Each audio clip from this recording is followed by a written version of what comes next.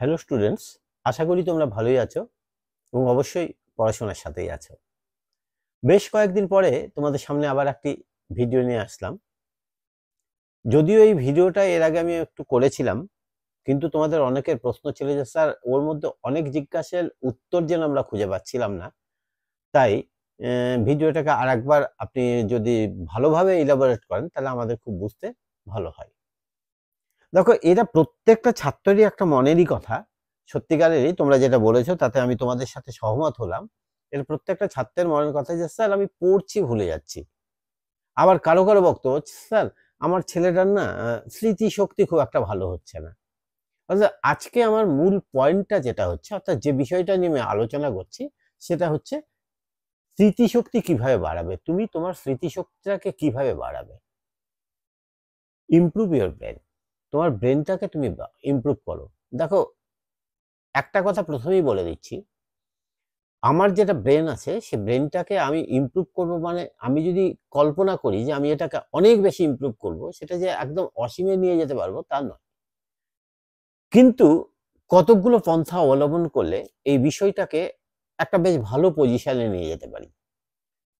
তো আজকে যে বিষয়টা নিয়ে আমি আলোচনা করেছি সেটা আলোচনা করার আগে তোমাদেরকে বলার পূর্বে আমি যখন দেখলাম এই বিষয়টা খুব গুরুত্বপূর্ণ, তখন আমি এই বিষয়টা নিয়ে যারা সবচেয়ে অভিজ্ঞ এরকম দুই দল লোকের সাথে কথা বলেছিলাম। দল কেন, বেশ কয়েকজনের সাথে বলেছি, আলাদা আলাদা ভাবে বলেছি।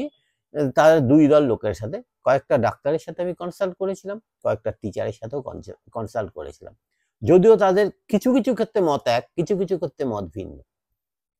প্রথমে আমি ডাক্তারবাবু যে মতটাগুলো দিয়েছিল, আমার কাছে যেগুলো ভ্যালিড মনে হয়েছিল সেই বিষয়গুলো তোমাদের কাছে আমি তুলে ধরছি। ডাক্তারবাবু তার ডাক্তারি ভাষাতে আমাকে কিছুটা বুঝিয়েছিলেন। আমি তোমাদের সামনে সেই ডাক্তারি ভাষাটাকে দূরে সরিয়ে রেখে মূল যে ভাষাতে তোমরা বুঝতে পারবে সেই ভাষাটা আজকে আমি বলছি।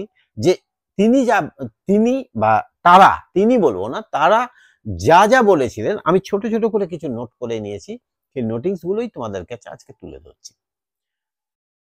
দেখো, ব্রেন ইমপ্রুভ করতে গেলে রাতারাতি যদি আমি ভাবি যে আমার ব্রেনটা খুব খারাপ, তাহলে আমার ব্রেনটা খুব খারাপ। কারো ব্রেন কিন্তু হঠাৎ করে খারাপ বা ভালো এটা জাস্টিফাই করা যায় না।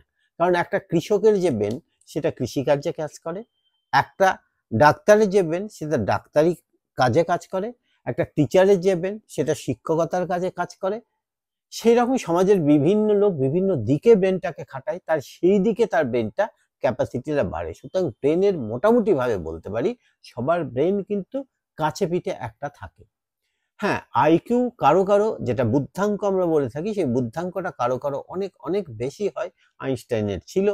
এইরকম বহু লোক আছে পৃথিবীতে যাদের সংখ্যাটা যদিও নেহাত নগণ্যই, খুবই কম সেরকম লোক। আবার যাদের আছে কিন্তু আমরা তাদেরকে ধর্তব্যের মধ্যে আনারই চেষ্টা করি না, বা তারা সেইভাবে সুযোগটাই হয়তো পায়নি, সেরকম লোকের সংখ্যাও কিন্তু পৃথিবীতে অনেক আছে।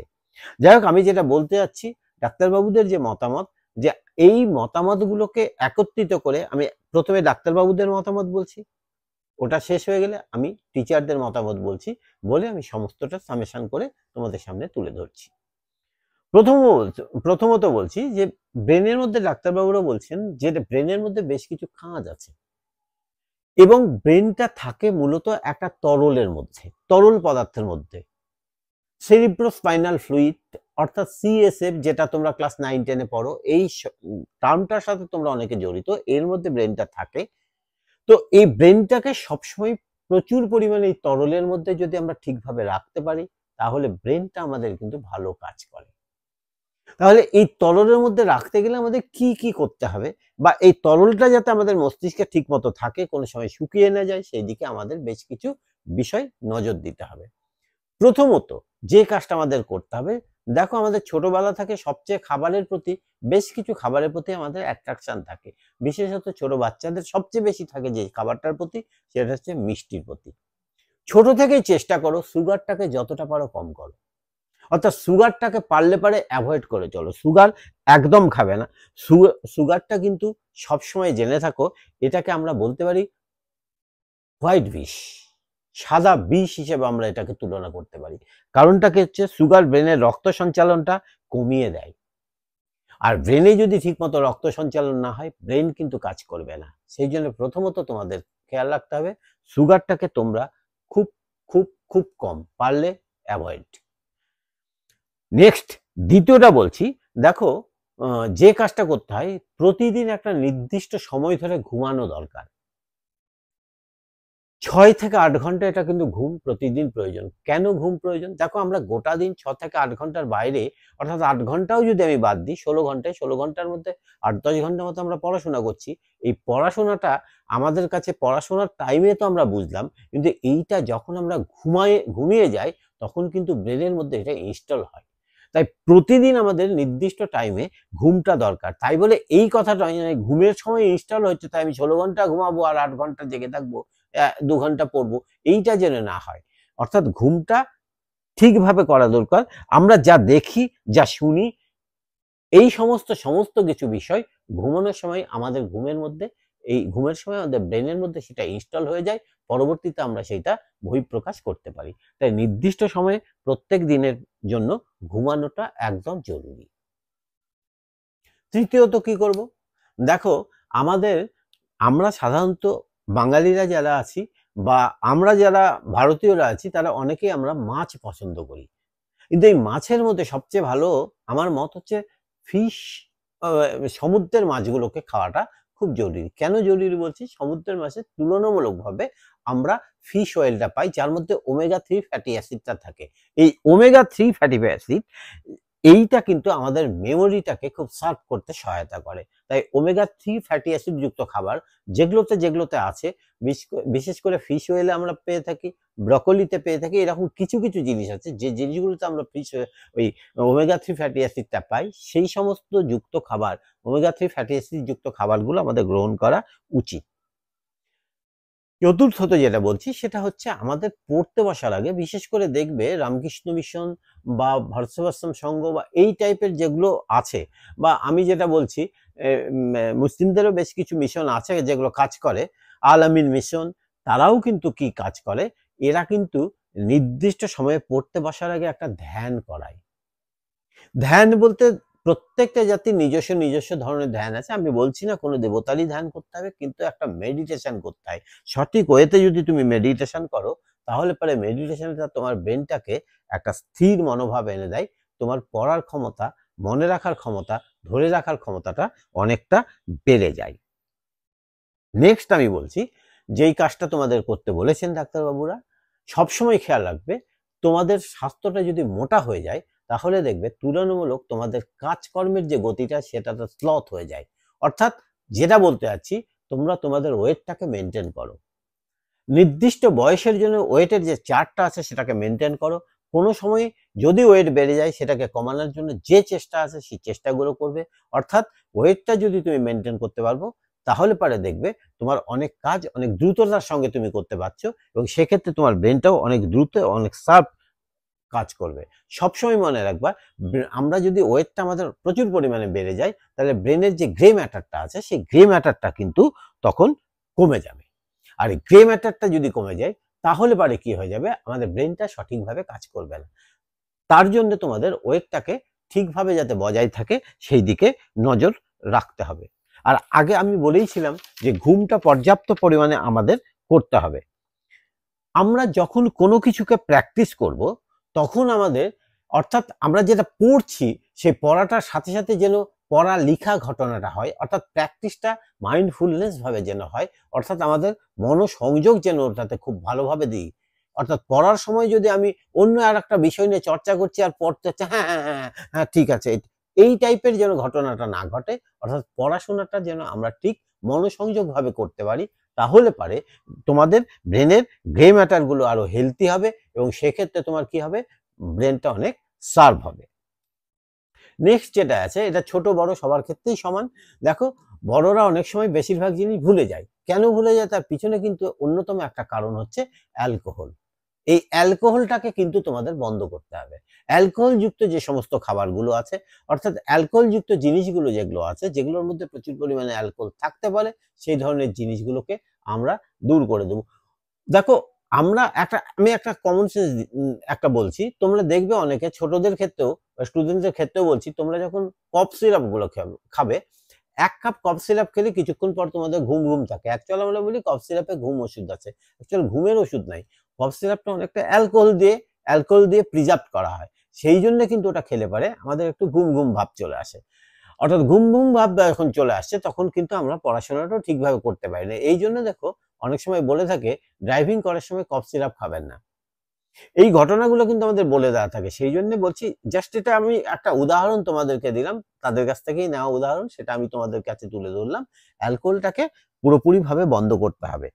হ্যাঁ, আর মোস্ট ইম্পর্টেন্ট একটা হচ্ছে ব্রেনকে ট্রেন্ড করার জন্য বেশ কিছু কালার ট্রিক্স। এর আগে আমি আমি আমার পুরোনো একটা এপিসোডে কালার গেমস একটা খেলতে বলেছিলাম, কিভাবে কালার গেমসটা খেলতে বলেছিলাম সেই এপিসোডটা বের করে তোমরা দেখে নিতে পারো। সেই কালার ট্রিক্সটা কিন্তু ইউজ যদি করো তাহলে তোমার ব্রেন অনেক বেশি ট্রেন্ড হয়ে যাবে এবং অনেক বেশি শার্প হয়ে যাবে। নেক্সট বলা হচ্ছে রিফাইন্ড কার্বোহাইড্রেট যে সমস্ত আছে সেই সমস্ত জিনিসগুলোকে যতটা পারো অ্যাভয়েড করে চলো। রিফাইন্ড কার্বোহাইড্রেট জাতীয় খাবার, নুডলস, চিপস, পটেটো, এই সমস্ত পটেটো চিপস, তারপরে নুডলস, এই সমস্ত জিনিসগুলোকে যতটা পারো অ্যাভয়েড করে চলো। এবং কি করবে তোমরা, তাহলে কোন খাবারটা খাবো, হোল গ্রেন জাতীয় যে খাবারগুলো আছে, অর্থাৎ দানা শস্য জাতীয় যে খাবারগুলো আছে, শাক সবজি জাতীয় যে খাবারগুলো আছে, সেই খাবারগুলোকে যদি তোমরা গ্রহণ করতে পারো তাহলে তোমাদের ব্রেন অনেক শার্প হবে, এটা বলে দেওয়া যায়। অর্থাৎ এতে করে তোমাদের যে ব্রেনের যে দুষ্ট বুদ্ধিগুলো আছে সেগুলো দূরে যাবে এবং ভালো বুদ্ধিগুলো ব্রেনের মধ্যে ইনস্টল হবে এবং ব্রেন অনেক সতেজ থাকবে, তোমার সিএসএফ অনেক বেশি বাড়বে। নেক্সট বলা হচ্ছে এই খাবারের সাথে সাথে তোমাদের যে জিনিসটার দিকে খুব ভালোভাবে নজর দিতে হবে সেটা হচ্ছে তোমাদের যাতে ভিটামিন ডি ডেফিসিয়েন্সি না হয় সেই দিকে নজর দিতে হবে। যদি ভিটামিন ডি যুক্ত খাবারগুলো তোমরা গ্রহণ করার চেষ্টা করবে, যদি ইনকেস সেটা সম্ভব না হয় তাহলে পারে কিছুদিন পর পর, সেটা কিছুদিন থেকে 6 মাস পর পর হতে পারে, সেটা ভিটামিন ডি ক্যাপসুল মার্কেটে পাওয়া যায়, সেটা প্রয়োজন হলে তোমরা খেতে পারো। এইটা ডাক্তারবাবুরা কিন্তু আমাকে বলেছেন যে ভিটামিন ডি ডেফিসিয়েন্সি যেন না হয় সেই দিকে লক্ষ্য রাখতে হবে। নেক্সট আর একটা কথা ডাক্তারবাবু বলেছেন, এর সাথে সাথে কিন্তু শারীরিক কষ্ট অর্থাৎ এক্সারসাইজটা কিন্তু খুব জরুরি। অর্থাৎ যত বেশি এক্সারসাইজ করবে তত বেশি তোমার শরীরটা ফুর্তি থাকবে। ফুর্তিতে থাকলে পারে শরীরে রক্ত সঞ্চালনটা ভালো হবে, ব্রেনের রক্ত সঞ্চালন ভালো হবে, তোমার গতিটাও অনেক বাড়বে, ব্রেনের গতিও অনেকটা বেড়ে যাবে। আর একটা জিনিস করতে হবে, যেটা অ্যান্টি ইনফ্লেমেটরি যে ফ্রুটগুলো আছে সেই ফ্রুটগুলো আমাদেরকে গ্রহণ করতে হবে। এই অ্যান্টি ইনফ্লেমেটরি ফ্রুট অর্থাৎ আমি বলছি যেই ফ্রুটগুলো খেলে পরে আমাদের প্রদাহ সৃষ্টি করে না সেই ধরনের ফ্রুটগুলো আমাদের গ্রহণ করতে হবে। সমস্ত ফ্রুট খেলে চলবে না, কিছু কিছু ফ্রুট আছে যে ফ্রুটগুলো সত্যিই আমাদের পক্ষে প্রচন্ড উপকারী এবং আমাদের আশেপাশে সেগুলো পাওয়া যায় খুব সহজলভ্য। যেমন এখন পাওয়া যাচ্ছে আম, খুব সহজলভ্য, তাই বলে এক গাদা আম খেলে পরে সেটা ক্ষতির চেয়ে লাভ খুব একটা হয় না। কিন্তু যে সমস্ত ফ্রুটগুলো যতটা পারা যায়, আমি বলছি না যে ওটা প্রচুর দামি জন্য তোমাকে ওটাই খেতে হবে, তার কোনো মানে নেই। তবে একটা জিনিস কিন্তু এটা করতে হবে, বাচ্চারা সবসময় ফুড হ্যাবিট গুলো একটু খারাপ হয়, তো বাচ্চাদের ফুড হ্যাবিট খারাপ হওয়ার জন্য কিন্তু মূলত দায়ী হয় গার্জেনরা। তো বাচ্চাদের যে খাবারটা দিবে গার্জেনরা যেন সেই খাবারটাই তাদের সামনে খেয়ে থাকে, যে এটা খারাপ না, এটা গার্জেনরাও খেতে পারছে, কিন্তু গার্জেনরা যেন এটা করে না, এটা তোমার খাবার না, এটা তুমি খাবে না, এইটা তোমার খাবার, এইটা কিন্তু করবেন না। বাচ্চাদের সেই খাবারগুলো দেন যে খাবারগুলো বাচ্চারা গ্রহণ করবে এবং সেই খাবারটার সাথে সাথে বাচ্চাদের সাথে সাথে আপনারাও খান। এটা কিন্তু ডাক্তারবাবুদের একটা খুব বড় পরামর্শ ছিল, যাতে করে বাচ্চারা ছোট থেকেই আরো ভালো হয়ে যেতে পারে। আর আরেকটা কথা, হলুদ খাবারের মধ্যে এই যে অ্যান্টি ইনফ্লেমেটরি কথা বললাম, খাবারের মধ্যে হলুদ জাতীয় যে পদার্থ অর্থাৎ হলুদ, যেটা আমাদের কিন্তু অ্যান্টি ইনফ্লেমেশন হিসেবে খুব ভালো কাজ করে, সেইটা প্রত্যেক খাবারের মধ্যে আমরা দেওয়ার একটু চেষ্টা করব এবং সেটা খাবারের সাথে সাথে আমরাও খেয়ে নিতে পারি। দুধের মধ্যেও হলুদ দিয়ে খাওয়া যেতে পারে, এটা কিন্তু খুব ভালো কাজ করে। আর একটা জিনিস করতে পারে, ডার্ক চকলেটও খাওয়ানো যেতে পারে এটার ক্ষেত্রে। ডাক্তারবাবুরা মূলত আমাকে আরো বেশ কিছু পয়েন্ট বলেছিল, কিন্তু আমার কাছে ভাইটাল এই 13-14টা পয়েন্ট মনে হয়েছিল, তাই আমি এই মানে 14-15টা মতো বললাম সম্ভবত। এই পয়েন্টস গুলোই আমার কাছে ভ্যালিড মনে হয়েছিল, সেই পয়েন্টস গুলোই আমি তোমাদের কাছে তুলে ধরলাম। এইবার দেখো, টিচাররাও কিছু কিছু একটু আলাদাভাবে, ওনাদের দৃষ্টিভঙ্গি একটু আলাদাভাবে বলেছিলেন। ওনারা যা বলেছিলেন সেই কথাটা এবার দ্বিতীয় ক্ষেত্রে আমি তুলে ধরছি, যে আমি বলেছিলাম স্যার স্মৃতিশক্তি কিভাবে বানা যায়, আপনাদের কি মতামত। আমারও প্রাক্তন বেশ কিছু টিচারের সাথেও কথা বলেছিলাম, তারা প্রথম আমাকে একটা কথা বলেছিল, একটা ইংরেজি প্রভাব আমাকে বলে শুরু করেছিল, তো সেই প্রভাবটা আমার মনে হলো যে খুব ভাইটাল, সেটাই বোধহয় তোমাদের বলে দেওয়া যেতে পারে। তাদের বক্তব্য হচ্ছে রোলিং স্টোন গ্যাদার্স নো মোস। অর্থাৎ কি হচ্ছে, যে পাথরটা গড়িয়ে চলে তাতে কোনো শ্যাওলা পড়ে না। তুমি যদি ভাবো যে আমি অনেক কিছু শিখে গেছি, সুতরাং আমি এখন এতটা পড়ে ফেলেছি, আমি আর 7 দিন না পড়লেও আমার চলবে, তাহলে 7 দিন পর দেখবা যা পড়েছিলে সমস্ত কিছু ভুলে গেছো। অর্থাৎ ওই যে বললো rolling stone gathers no more, যে পাথরটা গড়িয়ে চলছে তাতে কিন্তু কোনো শ্যাওলা পড়ছে না। কিন্তু যে পাথরটা স্থবির হয়ে দাঁড়িয়ে আছে, এই যে 7 দিন তুমি পড়োনি, স্থবির হয়ে দাঁড়িয়ে আছো, তাহলে তোমাকে কিন্তু শ্যাওলা ধরে যাবে। অর্থাৎ তুমি যা যা পড়েছিলে সবকিছু ভুলে যাবে। তাই তোমাকে সচল রাখতে হলে তোমাকে কিন্তু রেগুলার প্র্যাকটিস করতে হবে, রেগুলার পড়াশোনা করতে হবে, টিচারদের প্রধান কথা। এবং সেটা আমারও বক্তব্য যে রেগুলার প্র্যাকটিস করতে হবে, রেগুলার পড়া, রেগুলার প্রত্যেকদিন মিনিমাম নিজের পড়াটার জন্য টাইম 7 থেকে 8 ঘন্টা রাখার চেষ্টা করো। অর্থাৎ নিজের পড়া এই ক্ষেত্রে কেন বললাম, আমি বললাম স্কুল করছি, প্রাইভেট পড়ছি, তার বাইরে 7 থেকে 8 ঘন্টা, যদি সেটা না হয় মিনিমাম যেন 5 ঘন্টার কমে সেটা না হয়, তাহলে পরে তোমাকে কেউ আটকাতে পারবে না। নেক্সট, প্রত্যেক 15 দিন পর পর তুমি যা পড়াটা পড়ছো সেটাকে রিভিশন করো। প্রত্যেক 15 দিন পর পর, এটা টিচারদের বক্তব্যগুলো এবার বলছি, প্রত্যেক 15 দিন পর পর তুমি যা পড়াটা পড়েছো এই 15 দিনে, সেই 15 দিনেরটা রিভিশন করো। এই রিভিশনটা শেষ হলে আবার নতুন পড়া স্টার্ট করো। কারণ আমরা যেটা পড়ি সেটা 7 দিন অবধি মনে থাকে, 15 দিনের দিন পুরোপুরি ভুলে যায়। তাই 15 দিন পর যদি আবার সেটাকে রিকল করে নিই, তাহলে পরে সেটা 1 মাস 1.5 মাস অবধি আবার লাস্টিং করে। তাই 15 দিন পর পর যদি আমরা রিভিশন করি, তাহলে সেটা কোনো ক্রমে আমরা ভুলতে পারবো না। নেক্সট, পড়ার সময় কি করতে হবে, যে ওই যে বললে এই টিচাররাও বলেছেন যে এক্সারসাইজটা খুব জরুরি। এক্সারসাইজটা তাদের মনোসংযোগ বৃদ্ধি করে এবং পড়ার প্রতি অনেক মানে কি বলবো, যে এই ব্লাড সার্কুলেশনটা চলে এবং অনেক কিছু জিনিস তাদের একত্রিত হতে সাহায্য করে। নেক্সট, পড়ার সময় সময় আর একটা কথা বলছে, এক্সারসাইজের সাথে সাথে ডাক্তারবাবুরাও বলেছেন, টিচাররাও বলেছেন, প্রচুর পরিমাণে জল খেতে বলেছেন। তারা জল খেতে বলেছেন এবং ডায়েটটাকে ঠিক করতে বলেছেন।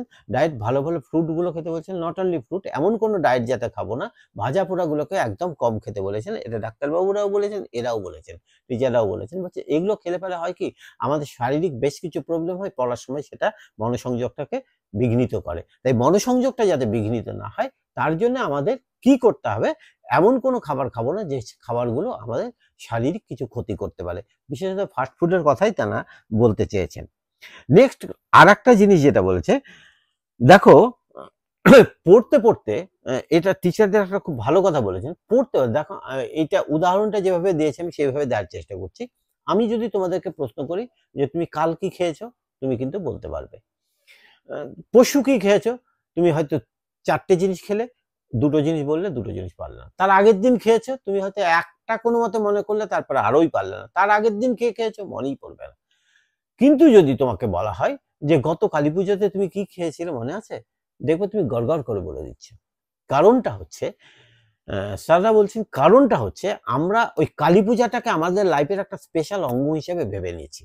তাই কালী পূজাতে যা খেয়েছি সেটা কিন্তু আমাদের স্পষ্ট মনে আছে। এটা আমি জাস্ট খাওয়ার তুলনাটা দিলাম। পড়াশোনার ক্ষেত্রেও, পড়াশোনাটা যখন করবে, যখন কোনো বিশেষ জিনিস ভুলে যাচ্ছ, তখন তাকে পারিপার্শ্বিক তুমি যে বস্তুগুলো দেখছো তার সাথে তুলনা করে তুমি সেটাকে মনে রাখার চেষ্টা করো। দেখবে সেই পড়াটা তুমি আর ভুলছো না, তোমার সেটা অনেক দিন অবধি লাস্টিং করছে, অনেক বেশি মনে থাকছে। হয়তো আমি বিষয়টা কিছুটা হলেও বোঝাতে পারলাম। আর পড়তে পড়তে যে বিষয়টা হচ্ছে, পড়াটাকে তোমার চ্যালেঞ্জ হিসেবে নাও এবং নিজেকে রিওয়ার্ড দাও। কি রকম বিষয়টা আমি বলছি, পড়াটা আমি চ্যালেঞ্জ, যেটা আমি করবই, এবং এইটা করো যে তুমি হয়তো ফাস্টফুড প্রচন্ড ভালোবাসো, আমি একদম বন্ধ করতে বলছি না। তুমি বলো যে এই 15 দিন পর প্রাইভেটে আমার এই পরীক্ষাটা নেবে, আমি এই পরীক্ষাটা যদি প্রাইভেটে আমি ফার্স্ট না হয়, তাহলে পারে আমি আর ওই যে ফাস্ট ফুডের দোকানে গিয়ে যে চপটা খাবো, সেই চপটা আমি আর খাবো না। আর যদি আমি ফার্স্ট হই তবেই আমি ওটা খাবো। নিজেকে এইভাবে রিওয়ার্ড দাও। একটা একটা করে নিজে তুমি যেই জিনিসটা ভালোবাসো, সেই ভালোবাসাটা তুমি তোমাকে রিওয়ার্ডটা দাও। এইটা কমপ্লিট হলে আমি এটা করব। আগে পড়া, তারপরে ওইটা। তোমার ভালোবাসার জিনিসটা। কিন্তু আগে ভালোবাসার জিনিসটা, তারপরে পড়া যদি করো, তাহলে পড়াটা সেকেন্ডারি চলে গেল। এটা কিন্তু প্রাইমারি আসলো না। তাই প্রথমেই তুমি আগে পড়াটাকে করো, তারপরে সেটা সেকেন্ডারিতে নিয়ে যাও, রিওয়ার্ডটা। নিজেকে নিজে রিওয়ার্ড দাও।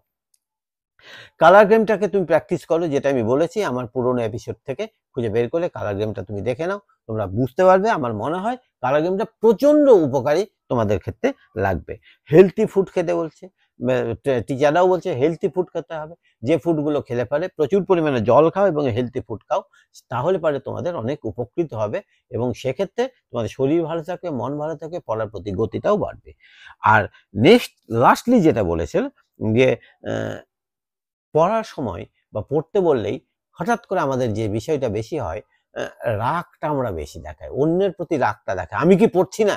আরে তুমি পড়ছো না জন্যই তো বলছি, হয়তো আরেকজনের চোখে তোমাকে ভালো লাগছে না। বড়দের কথা কিছুটা শোনার চেষ্টা করো এবং সবচেয়ে ভালো যদি পুরোপুরি শুনতে পারো খুবই ভালো, এবং রাগটাকে কমাও, রাগটাকে নিয়ন্ত্রণ করো, তাহলে দেখো তোমার ব্রেনটাও অটোমেটিক সচল হয়ে গেছে।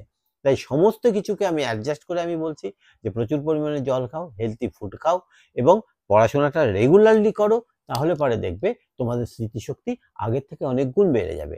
আমার মনে হয় আমি যা বলতে চেয়েছিলাম সেটা তোমরা বুঝতে পেরেছো এবং তোমাদের এইটা কেমন লাগলো এপিসোডটা, গোটাটা শুনে তোমাদের কি মনে হলো এবং তোমরা এগুলো মানছো কিনা, বা আগের থেকেই যদি মেনে থাকো তাহলে তোমাদের সেটা কতটা উপকৃত হচ্ছে, যদি না মানো, নতুন করে যদি মানো, কিছুদিন পরে হলেও, 7 দিন 10 দিন পরে হলেও তোমরা জানাও যে তোমাদের এতে ইমপ্রুভ কিছুটা হচ্ছে কিনা। এবং আমি মনে করি যে এটা যদি 3 মাস তোমরা মানতে পারো তাহলে তোমাদের এখন যে পরিস্থিতিতে তোমরা আছো তার থেকে দ্বিগুণ ভালো পরিস্থিতিতে যাবে। এবং আমি চাই তোমাদের সবচেয়ে আমার ভিডিওর মাধ্যমে তোমাদের যাতে উপকার হয় এবং তোমরা যাতে আরো উপকৃত হও, তোমরা আরো ভালো পড়াশোনায় হও, এটাই আমি চাই। এই জন্য আমি এই সমস্ত ভিডিওগুলো হয়তো করছি। যাই হোক, তোমাদের কেমন লাগলো তোমরা সেটা কমেন্টসেও জানাও এবং তোমাদের যদি ভালো লাগে তোমরা অন্যদের কাছে শেয়ারও করতে পারো, বা বন্ধু-বান্ধবদের করতে পারো এবং চ্যানেলটা যদি সাবস্ক্রাইব করে নাও, আমি এর পরবর্তীতে যে ভিডিওগুলো করব সেগুলো তোমাদের কাছে সরাসরি চলে আসবে। আজ এই পর্যন্তই, ধন্যবাদ।